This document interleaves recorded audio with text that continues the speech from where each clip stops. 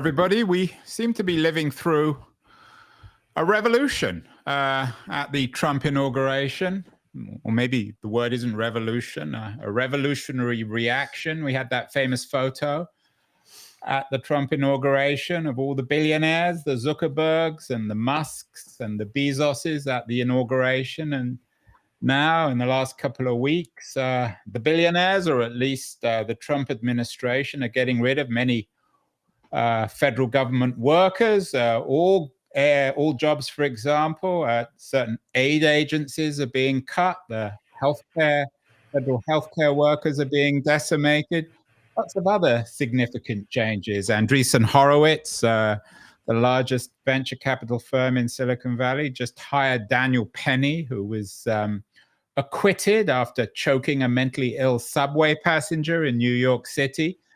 It speaks of a profound change, not just in our politics, but in our media environment. And this is a subject that my guest today, Eoin Higgins, addresses in a very relevant, prescient new book, Owned: How Tech Billionaires on the Right Bought the Loudest Voices on the Left. Eoin joins us from New York City. Eoin, would it be correct to use the R word, revolution, in terms of this new Trump regime? How would you describe it before we get on to your book?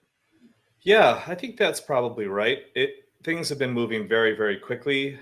I'm sure that I speak for probably most of the people in your audience when I say that this has been a kind of shock therapy version of how a government is supposed to be run. We've seen Elon Musk get into kind of the bowels of the federal government, kind of in the same way that he did with Twitter. He's doing the move fast and break things playbook that Silicon Valley prides itself on. And he's doing a lot of damage. I posted today on Twitter and Blue Sky both that, I was just thinking about all the damage that they've already done. Even if they stopped right now, it would take years and years to untangle it. And it doesn't seem like they're done. I think that Musk probably believes that with Twitter, he was able to strip it down and make it still works. And, he feels like maybe he's done that with other companies, so he might as well try and do that with the federal government. That appears to be, I'm not trying to speak for him, but I'm saying it appears to be kind of where he's at here with what he's doing. And so, I think that this is an example of kind of the worst kind of revolution that we could think of. The billionaires kind of doing the fox in the henhouse thing, and just with unprecedented control over almost every aspect of the federal government right now. They're in the Treasury, they're controlling money. This is a crisis, and I don't think I'm overstaying here to say this is a crisis unlike any other I can remember in my lifetime for the federal government. And the ramifications of it are, we can't even begin to imagine what they are. And this is all kind of comes down to, as far as like this aspect of it, really comes down to this Silicon Valley ideology, right-wing ideology that has been growing in power in that part of the economy and that part of the American industrial base for at least a decade, if not longer. But this is, even with all of that, is an unprecedented moment. Yeah, I mean, maybe listening to you, maybe a better word would be a coup. Some people believe it's a kind of coup d'etat. Is going to be a lot of legal ramifications. You talked about Musk. You had an interesting piece in LitHub on the making of what you call an anti-woke zealot. One of the things that astonishes me, Eoin, is that a year ago, even, or perhaps even 6 months ago, no one even considered Musk to be a particularly political person. Maybe let me finish the question. Sure, sorry. He went from being this classic tech bro, multi-billionaire, slightly eccentric, odd, quite a character, quite entertaining in his own way, although profoundly offensive in other ways, to being this central figure in the Trump administration. In your view, was it all planned? Did he know what he was doing, or did he just kind of iterate and realize that Trump was open to his financial support and political support? Yeah, I think he's been a political figure for a long time, primarily because his business interests have been involved with the federal government for a long time. So he's had influence over the government and influence over American politics. But I would say that certainly over the last 2 or 3 years, his influence has grown. He has become more outspoken about his beliefs. He's become more powerful within the American political sphere.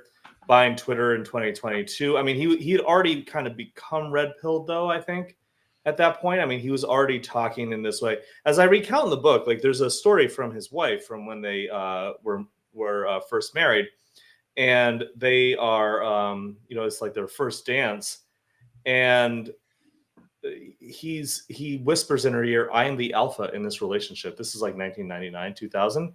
And I mean, that's the kind of like misogynistic red pill kind of stuff that we often see leading to right-wing beliefs. He's been friends with Peter Thiel for a long time. Peter Thiel has a long-standing right-wing ideological project. So I think that he managed to kind of rebrand himself as the savior for kind of the climate and this idea of this, great liberal tech guy in the Obama years. But then once Trump became president in 2016, he kind of shifted a little bit then. And then kind of COVID, I feel like kind of really broke him. That and, his daughter's identity in politics were things that really bothered him. So once he bought Twitter, though, he became a political actor. But having said all of that, I think what you might be getting at, too, is that around 6 months ago is when he decided to make this huge gamble on Trump, where not only, obviously he supported him before that politically, but after Trump got shot, it grazed his ear. Musk went all in, and he made a $280 million gamble, which is not much for a man with $400 billion, at least on paper. He made a $280 million gamble that he could get Trump in, and by becoming kind of indispensable to the campaign, he got a lot of influence, and now we're seeing what that influence is. Yeah, and he's clearly invested himself, not just his money, but his attention, his energy. Mark Andreessen as well.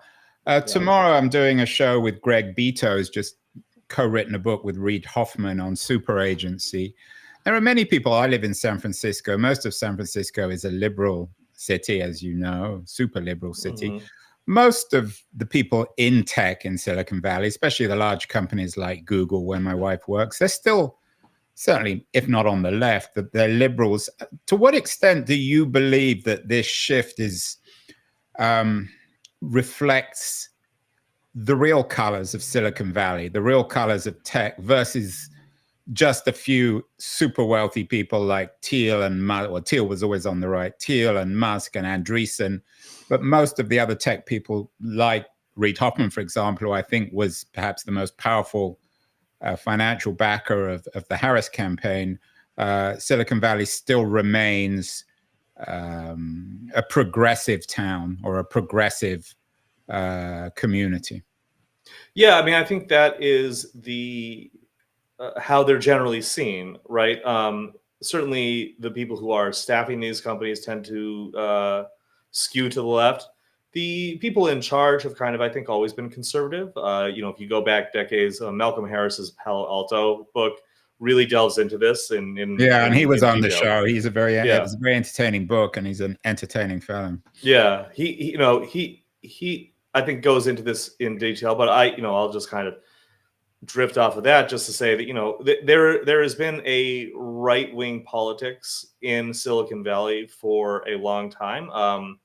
I think the industry for decades wanted to kind of seem apolitical. They were kind of libertarian, but they were getting money from the government, and they were just creating like this tech revolution. I think was almost happening so fast that they weren't even able to really do much else than just kind of ride the wave. And now that they've had time, like Andreessen made Netscape Navigator right out of college, right? Like that's huge. Like first commercial browser.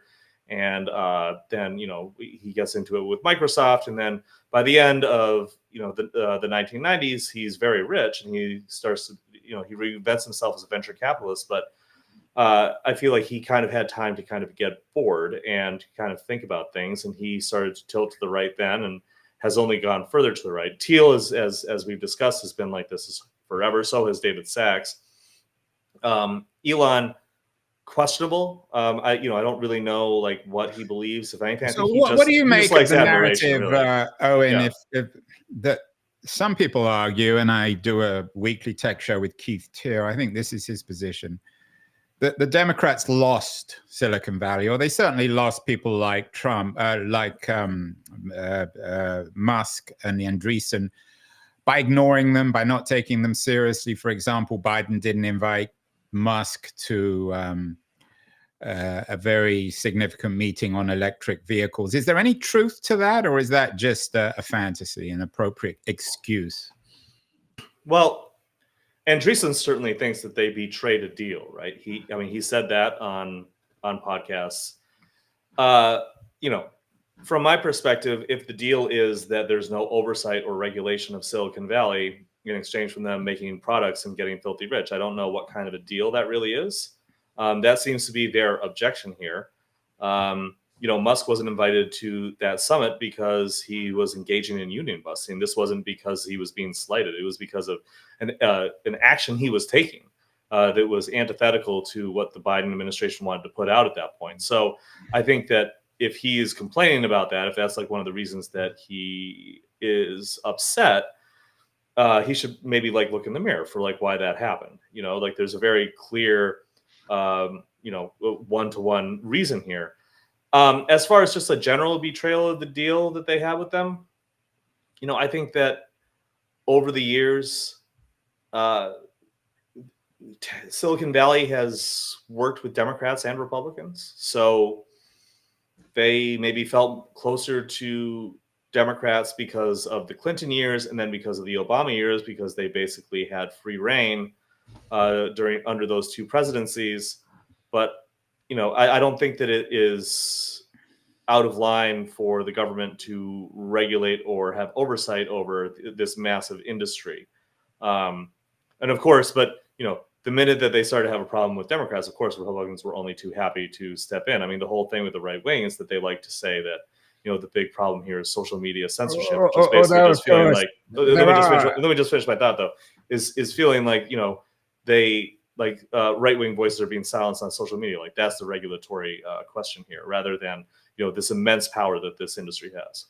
Although of course, there are people within the MAGA movement, Steve Bannon in particular, who have been very vocal in their criticism and indeed hatred of Andreessen and Silicon Valley. So it's a little more complicated. Let's get to the book. It's a very controversial book, explosive, owned, how tech billionaires on the right bought the loudest voices on the left. So who exactly are these tech billionaires on the right, and how did they buy the loudest voices on the left? I know you address Glenn Greenwald, features very prominently in the book, as well as Matt Taibbi. Tell us about what exactly happened. Was this a big conspiracy in your view, Owen? No, I don't think it was a big conspiracy. I think that it was just a confluence of factors. The tech billionaires here are many of the people we just discussed. Mark Andreessen, David Sachs, Peter Thiel, Elon Musk. And they wanted to, I think, disrupt media for kind of the same reason that we were just talking about with this idea of a liberal deal with Silicon Valley. They felt that media had also betrayed them for starting to report critically on them. And so there was a sense of anger and betrayal and resentment, right, coming from these tech billionaires. And their approach to this was to take the kind of move fast and break things playbook that we discussed earlier with Musk, and to apply that to media. And in doing so, they created what is kind of like this right-wing alternative media ecosystem that now exists, and it has an entire sphere of media figures, pundits like Greenwald and Taibbi, who have kind of come over to them, and they were both kind of selected in a way. Like Taibbi and Greenwald both kind of made this shift over to independent media, but then in Greenwald's case, Rumble, which is invested in by Peter Thiel and JD Vance, signed a deal with him in August 2021 to move all of his reporting onto that platform. And Taibbi was, of course, famously chosen for the so-called Twitter files by Elon Musk, these cherry-picked documents from inside the company that purported to show liberal bias.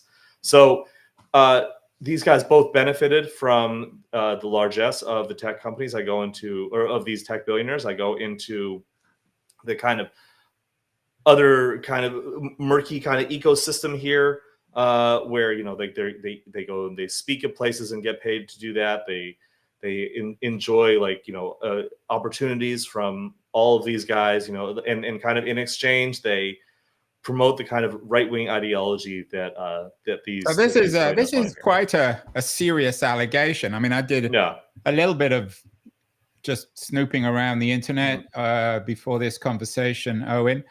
I mean, Glenn Greenwald's still very vocal in his criticism of Israel, for example. Matt Taibbi is outspoken on fighting back against censors. What is the deal that they made? Well, I think that those two examples that you picked are not quite accurate to make the argument that you're making. First of all, Matt Taibbi's fight against censors is a fight against what he considers this liberal control of the deep state, of the national security state, and of social media companies. This has been kind of his whole thing, especially since COVID, and especially since the Twitter files in 2022. He's been pushing this ideology that the right wing, that Republicans are the party of free speech. I mean, this is simply not accurate. You can look at what the Republicans do while they're in power. This is, by the way, not a defense of Democrats, who also do similar things to censor and kind of hold down people online from expressing their opinions. But to say that Republicans are somehow better on this, given all of the ways that they attack speech, whether it is on Palestine and Israel, like you mentioned there before with Glenn, and I'll get to that in a second, abortion rights, unionizing, any number of gay rights, LGBTQ plus rights, any number of these issues that the right is obviously far worse than the left on. Matt doesn't seem to care about that. It seems to really just be about whether or not he's going to get canceled on Twitter. As far as Glenn goes, I think he's a more nuanced and more interesting character. But even when he is attacking the right for their positions on speech and Israel and Palestine, he will still frame it in the frame of you don't want to be like the liberals. You don't want to be like the liberals who are attacking the free speech. You want to be like the left. It's always framed as an attack on the left, like a backhanded, subtle one. So I think I would object to your characterization of those two examples. But I mean, the subtitle of your book is How Tech Billionaires on the Right Bought the Loudest Voices on the Left. I mean, I'm certainly not going to speak on behalf of Taibbi or Greenwald, but even if they have shifted to the right, they might argue, well, we've changed our minds. We were disappointed with the woke movement, or we changed our position on freedom of speech. I mean, are you alleging that there's a deal, that these billionaires are essentially paying people like Taibbi and Greenwald to say what the tech billionaires want them to say? In Matt's Hate Inc., which is his book on the media, he uses it really to attack kind of Fox and MSNBC from back, I believe, in 2019. He writes about how a journalist picked by the Department of Defense or another national security agency would leak certain documents to certain reporters and they wouldn't have to run down the exact reasons why they were leaking that to them. They wouldn't have to tell them, hey, we need you to spin this in this way. They would just know. They just knew that they were the ones that were going to do that. It was an implicit understanding like you do this and you get benefit. I don't think that is a difficult thing to understand. So when the same thing happens with these guys, when Glenn is given a deal by Rumble, the conservative YouTube alternative, where he's been working for years now, when Matt is cherry picked, like handpicked to do the Twitter files, I think that the same thing applies. As far as bot goes, I mean, like you can just kind of look at the money. I mean, Glenn works for Rumble. Rumble is invested in by Peter Thiel and JD Vance. After that investment, they gave Glenn money. That company gave Glenn money. I think that's kind of a pretty clear. How much? What kind of sums? I'm not familiar with the actual numbers of his deal, but it was certainly substantial enough for him to shelve his Substack and move all of his writing over to that platform. What's Substack's involvement in this, in your mind? There's an interesting piece in Salon about your book. Talks about the headline. It wasn't written by you. The Substack invasion. When the tech bros came for journalism, everything changed. Is Substack a problem here too? Because I'm on Substack. This is on Substack. They've never tried to interfere with what I'm saying. I'm on Substack too. I'm on Substack too. I think that what Substack did is kind of part of a larger project to kind of decentralize media, and which again is not necessarily like a bad thing, but the way that newsletter service has used its platform and who it's platformed has certainly put into place like a lot of people on the right, and has advanced the careers of a lot of people on the right. Alex Berenson, this rabid conspiracy theorist who used to work for the New York Times, as a matter of fact. He has this stuff on there. There are people who have anti-trans politics who have their stuff on there. These are all like leaders on the leaderboard there. They've given paid deals to people on the right and the left. Absolutely. Again, like you said, I didn't write that headline, but I think that Andreessen's investment in Substack and its decision to start paying people did in fact have something to do with this. Yes. Say that again. I mean, what, Andreessen's invested in Substack? What, to shut up the left or to promote Greenwald and Taibbi? Is that? No, I think that he invested in Substack to damage the institutional media and to decentralize what he saw as a critical piece of the media and the way that the media went after him. I think that was kind of one of the underlying reasons. Of course, I'm just hypothesizing here. I'm just like looking at what happened and looking back at the way that these guys have talked about the media for years and coming to a conclusion. And when you talk about the media, what are you talking about? The Wall Street Journal, the Washington Post, New York Times? Sure. Yeah. So that Andreessen invested in Substack to hurt the New York Times? Is that what you're saying? I think that he invested in Substack as well as other media outlets to kind of damage institutional media as a whole, not necessarily like specifically these institutions. Like I don't know if he was like throwing darts at a dartboard to go after these specific ones, but I think that it was an overall attack on institutional media. Yes. Some people might be listening to this, Eoin, and thinking, well, whilst I might share some of Eoin Higgins's politics, he's beginning to sound like a conspiracy theorist, like many of the people on the right. Is that a danger of this argument? I don't think so. I mean, I'm laying out in the book like what happened, and I'm coming to certain conclusions about why that might. I do feel like you are trying to kind of funnel me into making a more explicit black and white conspiratorial argument than I am actually making in this book. But I think that what I'm doing in this book is I'm showing the evolution of how Silicon Valley went to the right and invested in all of these media properties and what happened afterwards, and also showing, examining it through looking at Glenn Greenwald and Matt Taibbi's shift to the right.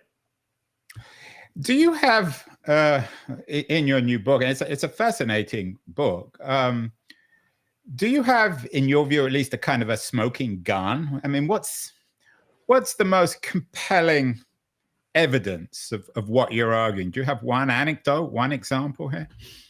Yeah, well, I've said it a few times. I think that the investment in Rumble and then paying Glenn to come over to Rumble is a pretty good smoking gun for these tech billionaires paying these journalists, right?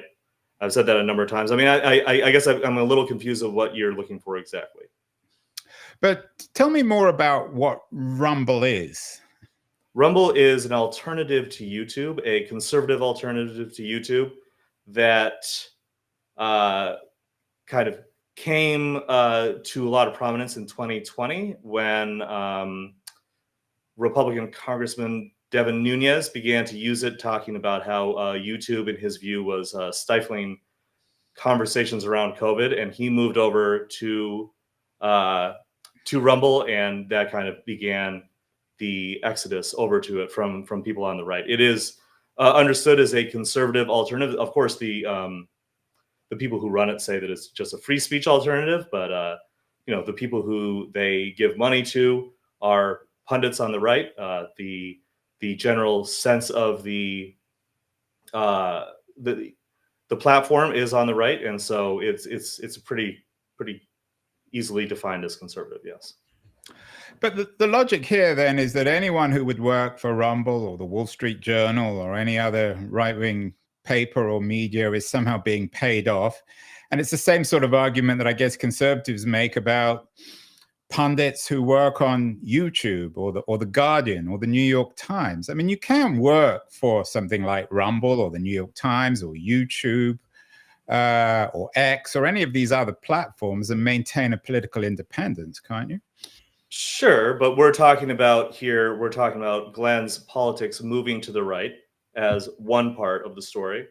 And then we're talking about the tech investment into media, right-wing tech investment into media as another part of the story. And then this is where the two of them intersect. What about Greenwald's politics? I've always been intrigued by Greenwald's politics. Of course, he came to prominence as a columnist for The Guardian and very much involved in the Snowden case and revelations. How would you define the trajectory of his politics over the last 15 years? Has he gone from being a left-wing libertarian to a right-wing libertarian? That's an interesting way to put it. I think that it is more that Glenn's audience has shifted from the left to the right, and therefore he has worked to appeal to those different audiences in different ways by who he attacks, who he chooses to support, who he chooses not to support, what he chooses to highlight, what he chooses not to highlight. When you have a long, almost 20-year career in the media like Glenn's, especially one as prominent as Greenwald's, I think that it is difficult to talk about all of the things that he has said and done. But often people will push back on the idea that he used to be on the left. I think that that is convenient for them, especially if they are on the left. I think that he was allied and aligned with the left on a lot of things. If you look at his old writing for Salon, his old writing for The Guardian, this was pretty aligned with where the liberal ideology was at the time. He was opposed to Bush. He was opposed to what the Republicans were doing. He was celebrating people like Rachel Maddow and Chris Hayes and Charlie Pierce from Esquire, people like this. Over the years, he has, in kind of tandem with his access and his opportunities to go on their shows and to enjoy their promotion, has declined. So is his opinion of them.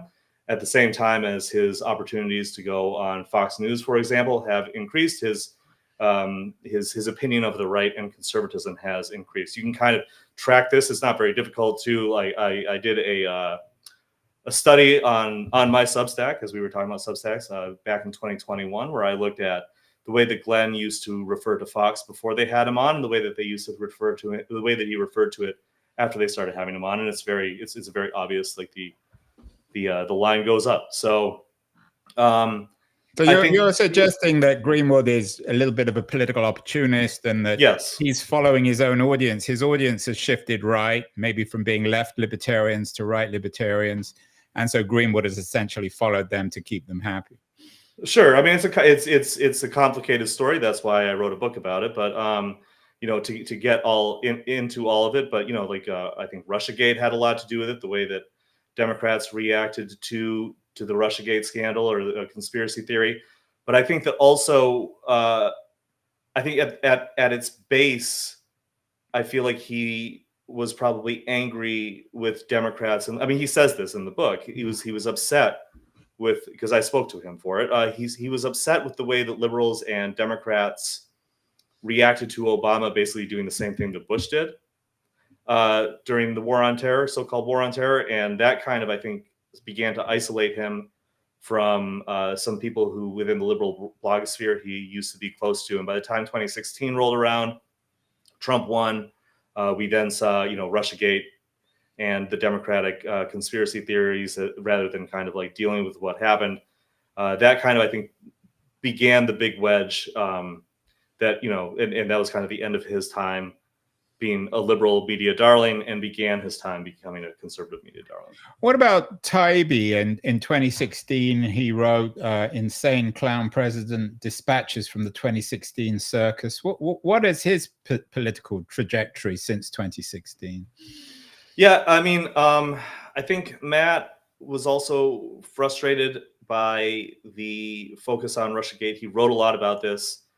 In writing about it, he earned the enmity of a lot of liberals and Democrats in the same way that Glenn did. But I think they might have. Glenn had kind of burned some bridges already.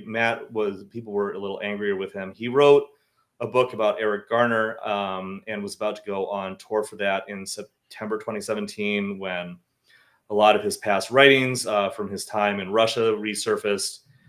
The result of this was that he was effectively canceled. A lot of liberals jumped at the opportunity to go after him for this. And it was also a really cynical deployment of the Me Too movement at the time, because it was deployed by far right figures like Mike Cernovich and Jim Goad, who did not like Taibbi at the time. Since then, he has kind of gone back. He kind of went more to the center after that, and then after COVID, he went pretty far to the right with a lot of COVID conspiracies. And then by the time that Elon Musk picked him for these carefully curated documents for the so-called Twitter files, and once he published that, I mean, now if you just go to his Twitter or X or whatever profile now, I mean, it's just like it's anti-vax conspiracies. He's still talking about Russiagate and the Twitter files. There's a bunch of transphobia. I mean, his politics. I kind of consider Matt to be more of just like a 100% bought-in culture warrior at this point, while I consider Glenn to be a kind of more nuanced, smarter figure. Where I consider him to also be a right-wing partisan, but he's smarter about it. Yeah, I was always troubled by Taibbi. He always seemed to be an apologist for Putin. How do you read his relations, not just with tech billionaires, but with the billionaires in Moscow, oligarchs?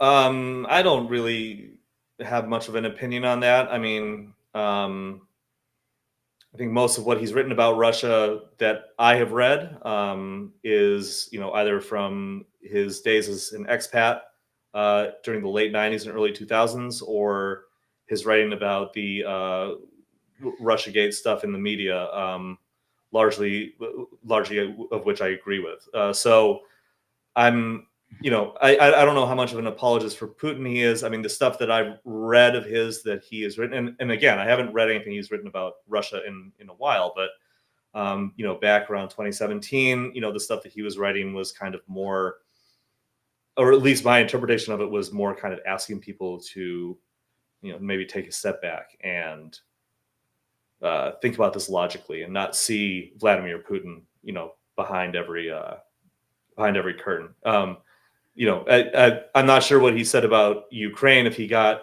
it wrong that Russia was going to invade Ukraine. I think a lot of people did at the time. I'm not really familiar with what he said or read after. I mean, you could certainly tell me if you'd like to. Greenwald and Taibbi were, of course, at first look media together, which was supported by Pierre Omidyar, who's politically on the left. Do you think that experience at first look and all the controversy there, has that encouraged them to shift to the right? What's your reading of that experience and the Omidyar piece of all this, if there is a piece? Yeah, that's an interesting. No one's asked me that yet, and that's an interesting question. I think that Glenn, I have to be careful on how I say this because I don't want to say anything that might reveal a source or anything. Glenn, I think, did not enjoy the end of his time at The Intercept. I think he felt increasingly isolated there, and like he was kind of losing touch with the outlet that he had founded, and he told me that he felt that The Intercept had lost touch with its founding mission. I think that probably did affect things. I don't know to what extent it did. I certainly heard from people who were there during that last year that he did not make a secret of the fact that he was ready to go. As far as Taibbi, I mean, he had a very brief experience at First Look. There were some allegations of abusive behavior by him, and the response was to I think they did like an internal investigation, which found no wrongdoing, but he was so offended at the fact that they had done the investigation in the first place that he quit and took Racket, which was his outlet there, down without having them publish a word. So maybe that had something to do with his decision to tilt to the right, but I think that Taibbi, quite outside of his politics, it seems to be a pretty prickly figure. So I think that this is just another example of that. Yesterday we had Ethan Zuckerman, a self-described progressive, a long-time internet freedom writer, academic, talking about how in the US, he had an Atlantic piece on this, how the United States has learned to love online censorship. He's particularly critical of the embrace of anti-TikTok, anti-Chinese sentiment, trying to shut down Chinese companies, and also the continual attacks on social media. Where do Greenwald and Taibbi and some of the other people you cover in your book, where do they stand on China and on social media broadly? I'm not 100% sure how they feel about the TikTok ban. But I would imagine that they would oppose it on principle, which I think most people should. I would agree with that. As far as social media generally, I mean, I think, Glenn has said on a number of occasions that he's not his best self online, right? That he tends to attack and fight with people. I think that he realizes that it is a net negative for him in a lot of ways. As it is for a lot of people. I didn't include this in the book, but I remember he was on the Tonight Show or Late Night or one of those shows. This is like way back. I think you showed that picture of him accepting the Oscar. I think it was around that time. And he said something to the effect of, I need to get off of Twitter. I mean, this is like, over 10 or 12 years ago. I'm not my best self on it. And in an article that I read, his now late husband, R.I.P. David Miranda, said that he was forced to kind of take Glenn's phone away when they were doing family time or stuff like that, because Glenn would kind of get worked up online, which is, by the way, like relatable, certainly. Matt, I mean, I think they both believe that there is this kind of censorship industrial complex that exists to silence people, particularly on the right. And, I don't agree with that. I don't think that is realistic. But I don't think that it is completely out of balance to say that, these companies, and this is here I'm speaking, this is my opinion, these companies represent a way of communicating with other people that we're still, I think, trying to understand and figure out. And one of the ways that people try to understand and figure that out is to act to restrain it and to censor it and to constrain it. Its way of spreading communication. And so I don't think that that's a good thing. I think that that's a bad thing, but I think that some of this desire to censor is something that we've seen with every time there's an explosion in communication technology. So finally, Eoin, it's a fascinating thesis and an important one. What are you trying to do in this book? Are you suggesting to your readers and people watching this that they shouldn't read Taibbi or Greenwald? Are you suggesting that other people should found media organizations opposed to the ones that Greenwald and Taibbi work for? What's the goal here? I think the goal of this book is to. I'm a journalist, but I'm a historian first. That's my background. So the point here is to describe a phenomenon, to explain the phenomenon, so that people can understand it, and then they can make their own decisions on what to do. I'm certainly not saying that that if you read Glenn Greenwald or Matt Taibbi, that you are making a mistake or that that you shouldn't do that.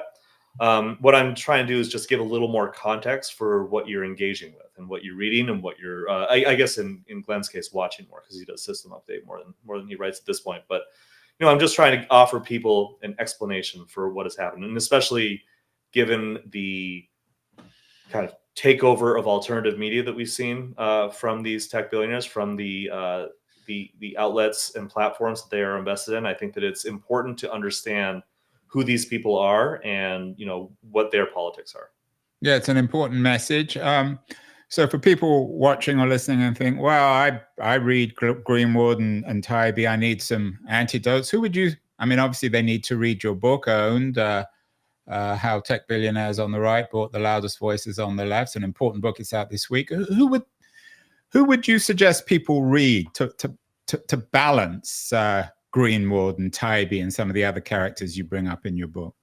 Yeah, I mean, I think that probably right now, I would say reading outlets like Wired, Mother Jones. There was a reporter there named Anna Merlin who's doing a lot of good work on the Elon Musk takeover of the government, the Silicon Valley attack on the federal government. I think right now that's probably the most important stuff. I think that I don't know if I would say an antidote, right? Because I don't think, or a balance, or a balance. I think a balance is better, because the antidote kind of makes it sound like like reading or listening to these guys is by itself like a bad thing. That's certainly not what I'm saying. Like a snake bite. It's not a snake bite. Yeah, exactly. Yeah. So the anti-venom, right? I think I think if you find a balance of good mainstream and good alternative media, and you consume a wide variety of content, and especially if you're someone who's really into reading about the news, especially when it comes to tech and politics, I think that that's probably the best way to go. Ken Klippenstein is on Substack. He used to work for The Intercept. He gets a lot of documents leaked to him. Like I said, Anna Merlin at Mother Jones has been doing great work. Wired in general has been doing fantastic work. Ryan Mack, Mike Isaac, and the rest of the tech team over at the New York Times are great. Again, I think those institutional media, those big mainstream names like the Times, the Wall Street Journal, Washington Post, they have really great reporting. And then the kind of, I guess I wouldn't call them like second tier, but kind of they're not these big institutions, stuff like Wired, Mother Jones. Those are the nation. I don't mean to. No, go ahead. I don't mean to keep on repeating the same question, Owen, but Bezos, of course, owns the Post. A lot of conservatives were always very critical. Now he's switched over. Some people are very critical now. Is that